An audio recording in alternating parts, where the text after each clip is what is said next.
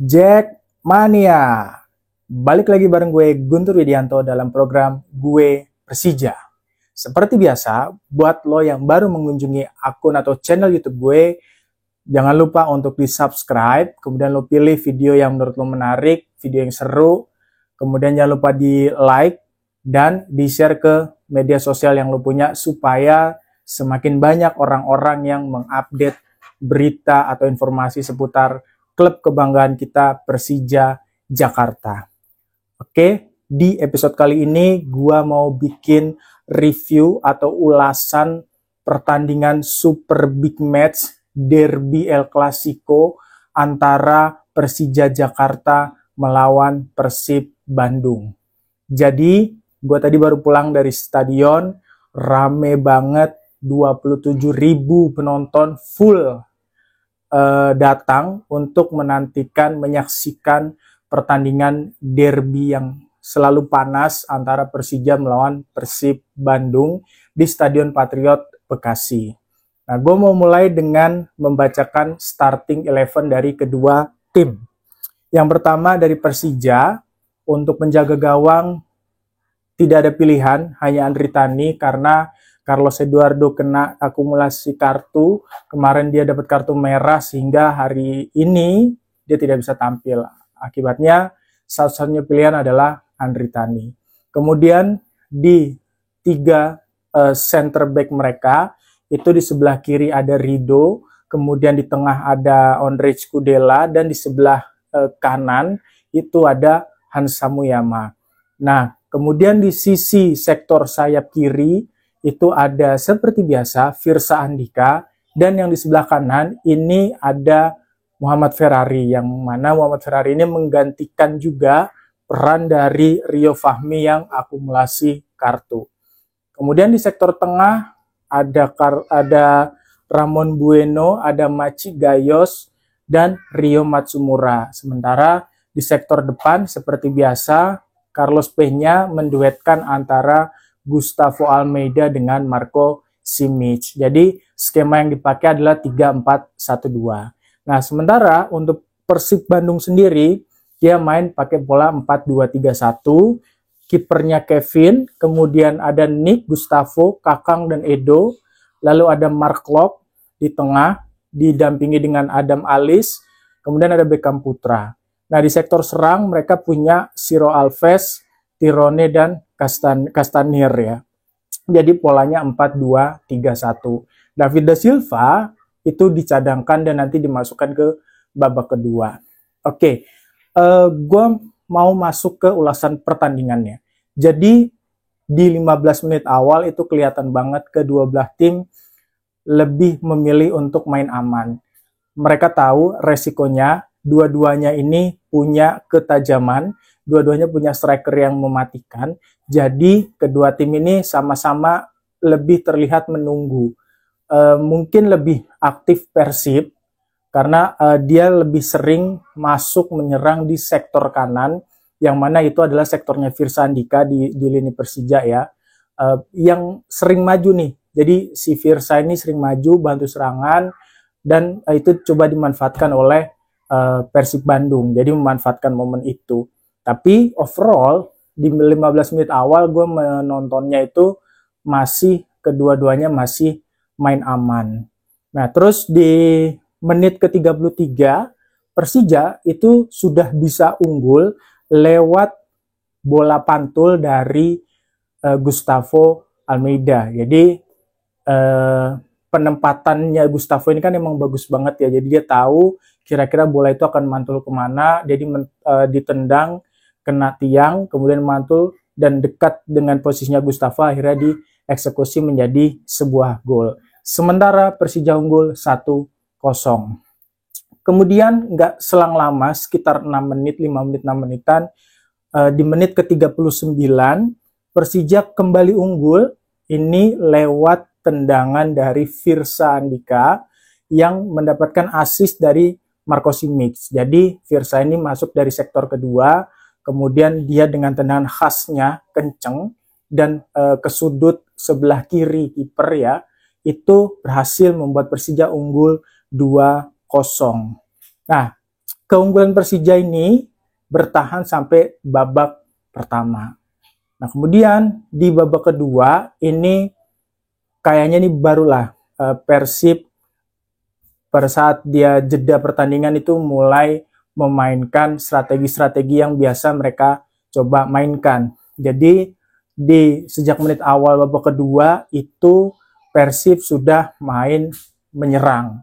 Sementara Persija justru dengan keunggulan 2-0 ini mereka mungkin merasa sudah nyaman dan mungkin ada instruksi dari Carlos Banya untuk bermain lebih menunggu. Jadi di sektor garis belakang itu mereka lebih banyak menunggu di situ.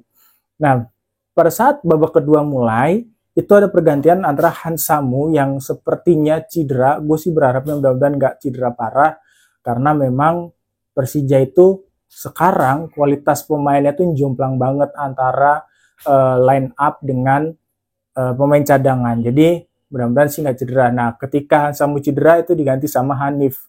Sebenarnya selama 45 menit babak kedua Hanif main itu juga nggak jelek menurut gue. Hanif seringkali memulai serangan dari sektor belakang tuh dari sektornya Hanif, bukan sektornya Rido, karena di sektornya Rido itu dia harus menahan pemain-pemain Persib yang lincah-lincah banget, termasuk DDS ya. DDS kan masuk di babak kedua.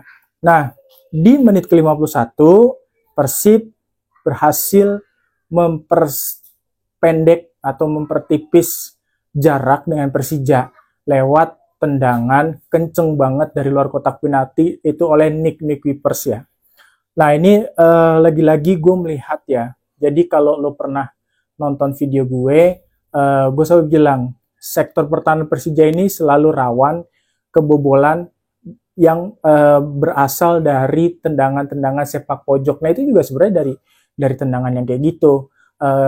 Dari set piece, kemudian ada bola mantul dan ditendang kenceng banget sama Nick, dan gue akuin tuh keren sih golnya karena dia tendangannya akurasinya pas, powernya kenceng sehingga Ritani nggak bisa menepis itu.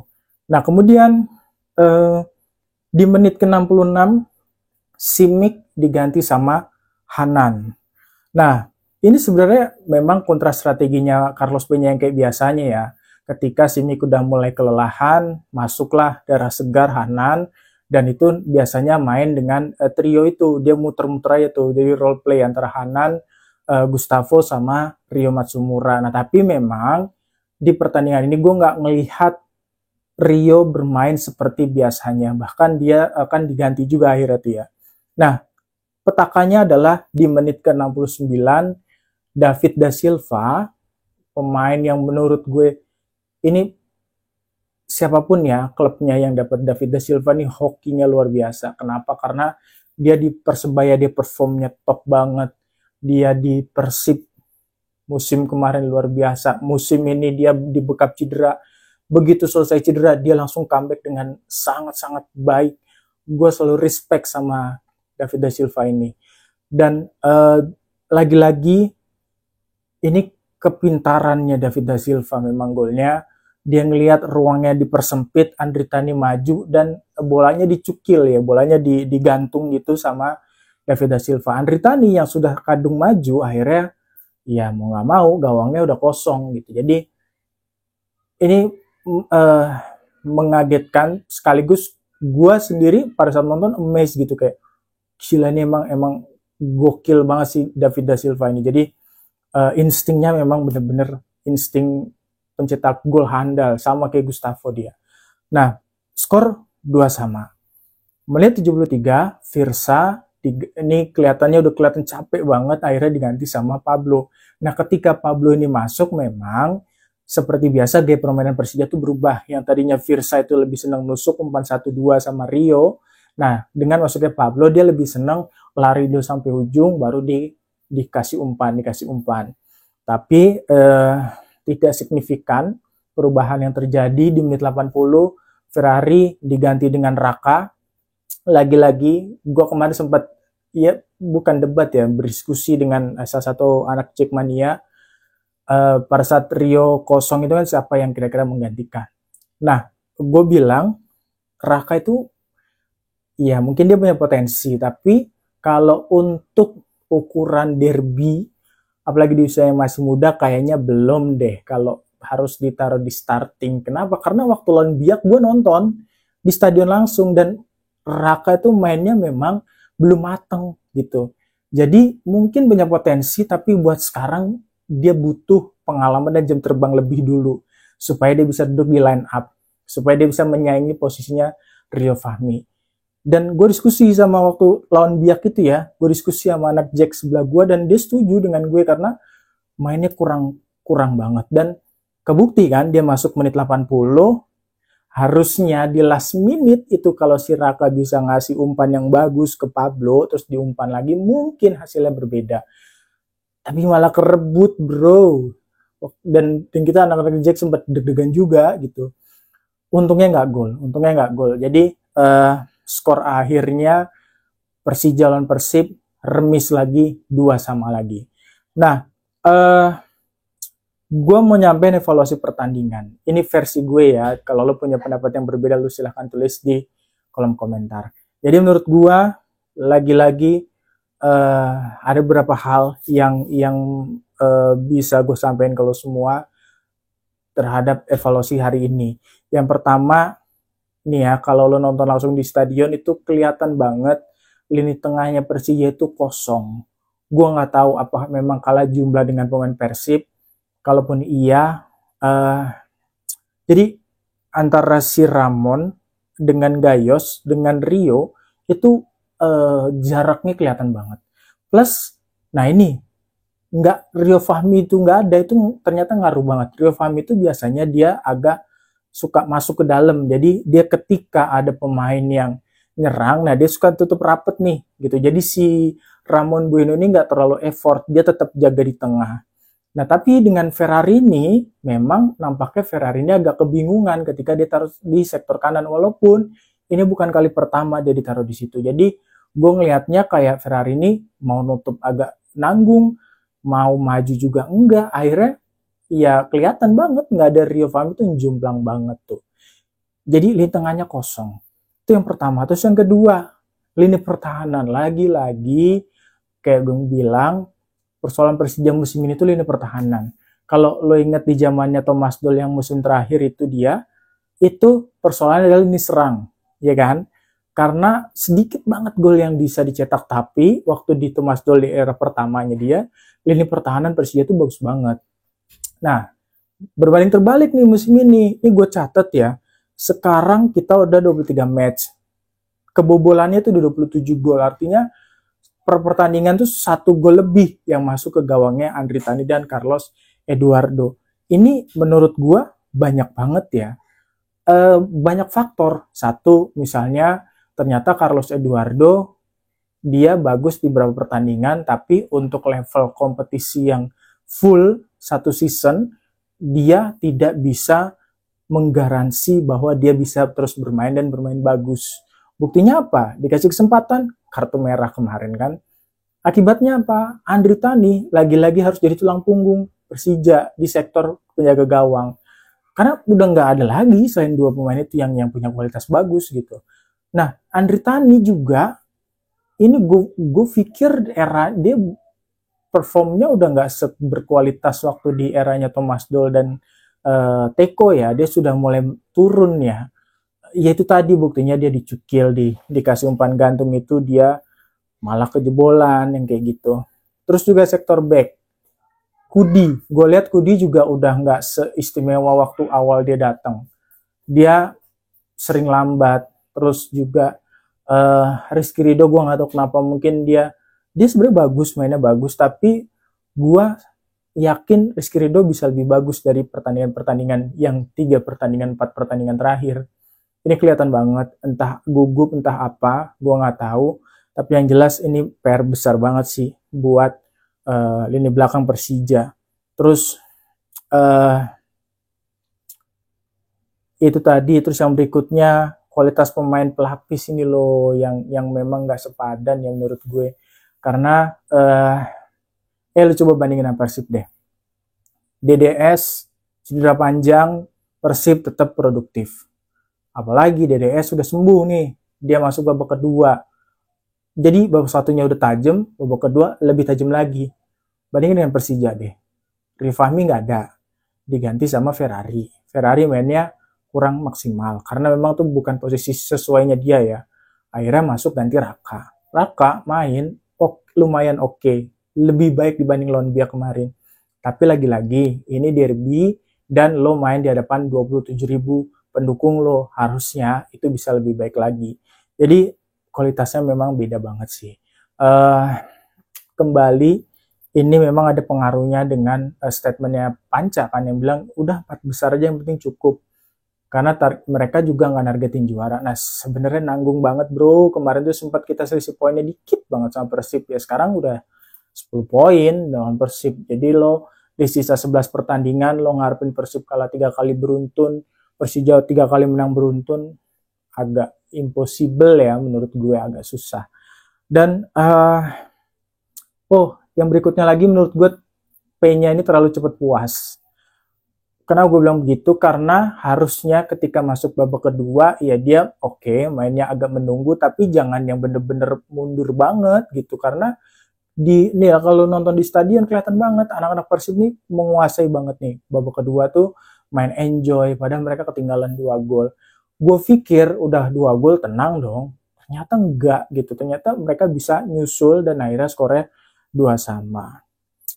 Klasemen. Nah ini klasemen. Harusnya Persija kalau match ini menang dia bisa naik posisi 2 lagi karena Dewa United kalah. Tapi seri. Akibatnya apa? Poinnya sama dengan Dewa United. Nah, Dewa United peringkat 3, Persija turun peringkat 4. Karena apa? Karena Persebaya menang lawan PSBS Biak. Jadi sebenarnya ketat nih, 2 3 4 ini ketat, sayangnya memang tidak ada yang konsisten untuk bisa menyaingi Persib. Ini gue terus terang ya, gue sebagai anak The Jack, gue secara fair mengakui levelnya Persib 2 musim, 3 musim terakhir ini memang beda banget sih. Mereka kayak, ya kalau begini terus, manajemennya sehat, pemain-pemain berkualitas, pelatih bagus, gue khawatir kalau pergerakan tim-tim di Indonesia lainnya tidak secepat itu, maka jangan sampai nanti liga kita jadi kayak liganya Malaysia nih, yang JDT dia menguasai bertahun-tahun. Karena gue ngeliat sekarang gitu, Bali juga underperform, Borneo underperform, terus PSM juga angin-anginan, Persija sama, terus Persebaya di awal bagus, kesini-sini juga sama. Dewa United juga bagus banget 5 pertandingan terakhir, tapi kalah juga lawan Madura kemarin. Jadi sementara yang satu-satunya yang konsisten ya memang Persib. Menang, seri, yang kayak gitu-gitu loh. Jadi mereka selalu berusaha mencetak poin di setiap pertandingan. Gak peduli mau dia main laga kandang atau tandang. Dan kita, anak-anak The Jack, harus fair mengakui itu keunggulan Persib di musim ini. Oke. Pertandingan berikutnya, Persija bakal ngelawan PSM away kalau nggak salah ya. Jadi harapan kita agak susah menang di kandangnya PSM, tapi bukan berarti hal yang mustahil.